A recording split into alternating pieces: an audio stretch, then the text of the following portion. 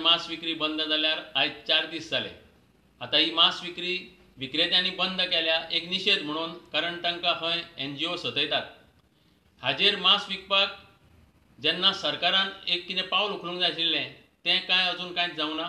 लोकांचे हाल जाल्यात। जो कोण मांस खावंक सोदता तांकां मांस मेळचें, पूण तें मेळना। खंयच्या कायद्या खाला NGO आडयता हाजेरूय सरकारान काय अजून स्पश्टीकरण दिवंक ना। मनोहर पर्रीकर तशेंच सरकार ओग्गी आसा।